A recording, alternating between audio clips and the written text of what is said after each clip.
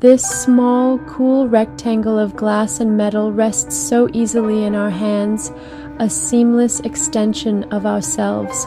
We barely notice its weight, its smooth surface, the way it fits perfectly in our palm. Yet within its intricate circuits, a complex web of connections and pathways, it holds a universe, a digital cosmos contained within a sleek, unassuming shell. It's a vessel, a modern-day ark for our memories, our dreams, our daily lives. Every tap, every swipe, every image captured adds to the ever-growing collection of moments we hold dear. The first photo of a newborn, a tiny face peering out at the world for the very first time. The last message from a loved one, a final expression of affection, a lingering echo of a voice now silent. These precious moments, big and small, live inside, carefully preserved in the digital ether. More than a tool, a mere gadget or accessory, it's a digital heartbeat. A constant pulse connecting us to the world, to each other, to an endless stream of information and experiences. It wakes us, gently nudging us into the day, entertains us, filling our downtime with games, videos, and endless scrolling, and keeps our secrets, guarding our private thoughts and personal data with layers of passwords and encryption. We form deep bonds with these devices, relying on them for so much that they become almost indispensable, only to upgrade and move on when a newer, shinier, faster model appears, promising even greater convenience and connectivity. The old device, once indispensable, a constant companion and trusted confidant, is wiped clean, its memory erased and set aside, ready for a new owner or perhaps something else entirely. Its story seemingly over, relegated to a drawer or a forgotten corner. But technology is always moving forward, relentlessly pushing the boundaries of what's possible, and so are we, constantly adapting to the latest innovations and embracing the next generation of devices. The cycle of love and abandonment, of constant upgrades and discarded devices, is a defining story of our age, a testament to our insatiable appetite for the new. What happens to these digital companions, these extensions of ourselves after we let them go? Where do they end up? Their journey is just beginning, a new chapter in their existence, one that we rarely consider, a journey that reveals the hidden cost of our constant need for the new, the environmental impact of our digital desires. The story of our devices doesn't end when we put them away. In many ways, that's where the most important part begins. In fact, it's about to take a turn that affects the entire planet, impacting ecosystems and contributing to a growing global crisis. We drop our old devices in recycling bins, believing we're doing the right thing. We imagine a clean, responsible process, but the reality is far more troubling. Most e-waste, our old phones, laptops, and TVs, becomes part of a massive, invisible river of discarded electronics. This waste is shipped across oceans, often to countries with weaker environmental protections. There, our digital ghosts become a toxic burden for communities ill-equipped to handle them. The promise of responsible recycling often dissolves, replaced by environmental and human struggle. Our cherished devices end up in landscapes of decay, far from the pristine stores where their journey began. The global trade in e-waste is a hidden consequence of our connected world. Each year, we generate over 50 million tons of e-waste. That's a staggering amount, a testament to our consumption habits and the rapid pace of technological advancement. The sheer scale of this problem demands our immediate attention. To put that into perspective, that's more than all the commercial airliners ever built. Imagine all those planes lined up wingtip to wingtip, and you still wouldn't equal the mass of e-waste we discard annually. This mountain grows with every upgrade, every new device, every discarded appliance.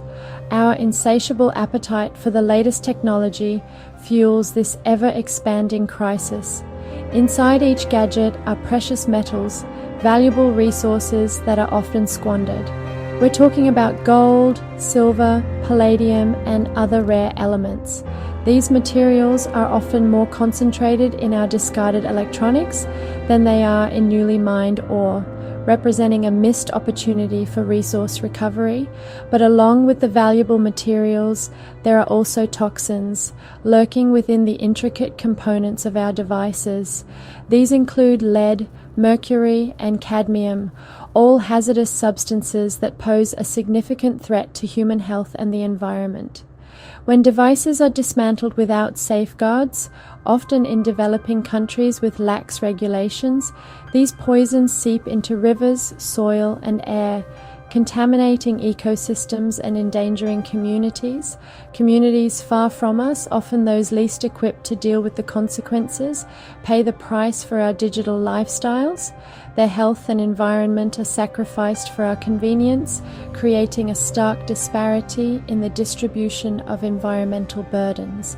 The lead from a discarded monitor contaminates crops, poisoning the food supply.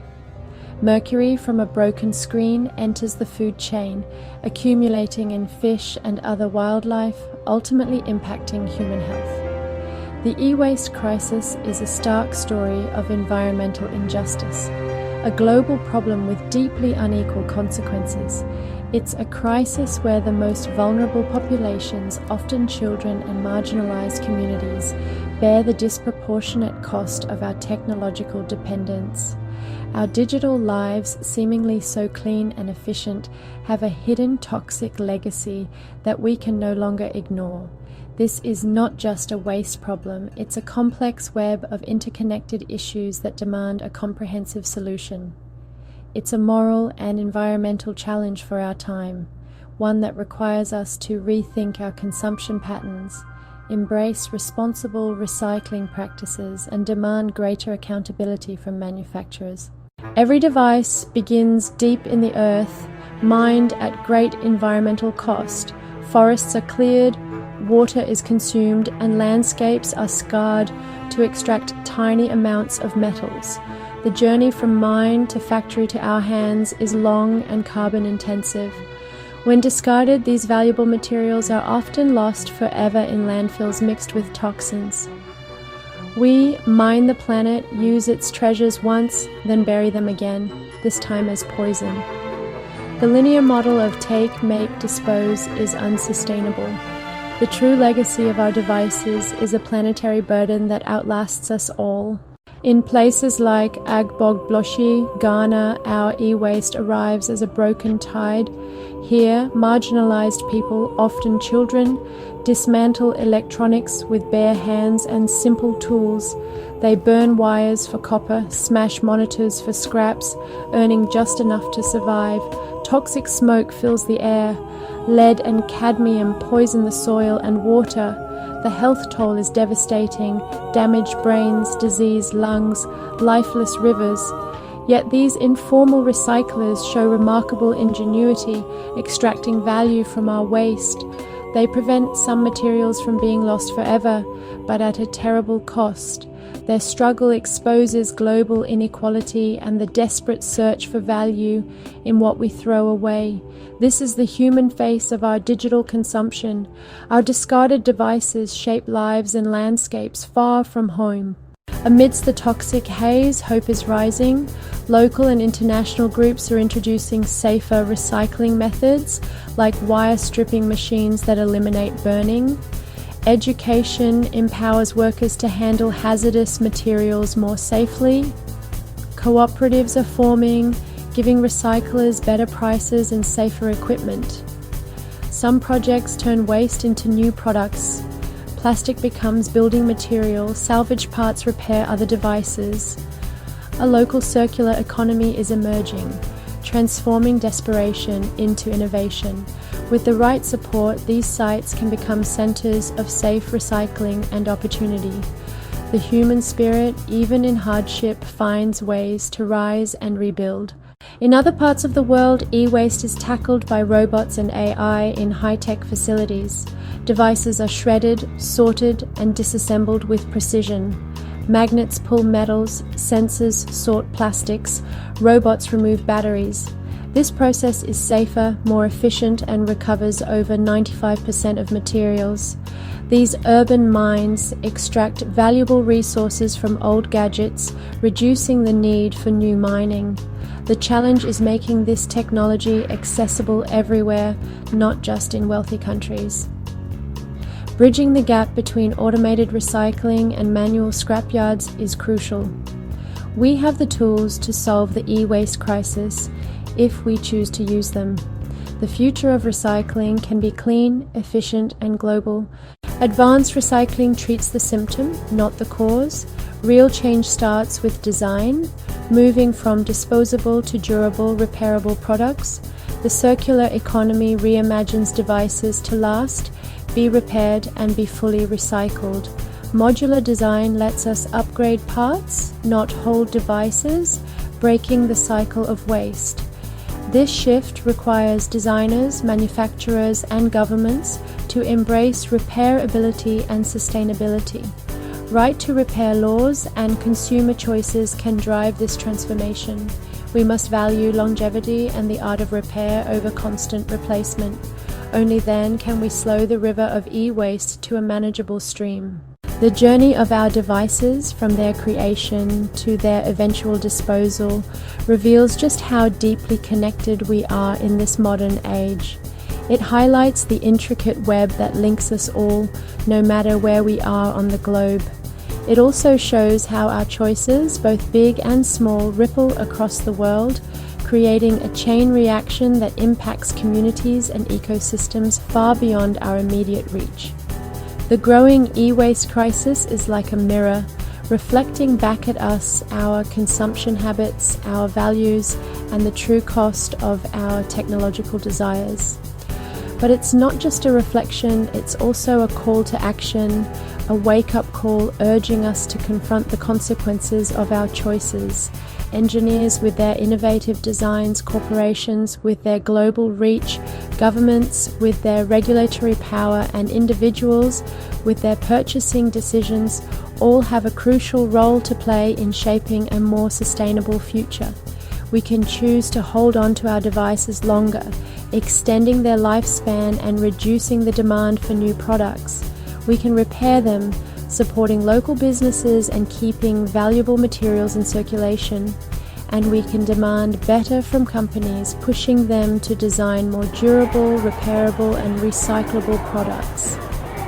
Every conscious choice, every informed decision adds up to real, tangible change, creating a ripple effect of positive impact. Our planet's resources are finite, a truth we can no longer ignore, and its ability to absorb the ever-growing mountain of waste is severely limited, pushing our ecosystems to the breaking point. The story of e-waste is a stark warning, a flashing red light signaling the urgent need for change. But within this warning lies an incredible opportunity, a chance to rewrite the narrative.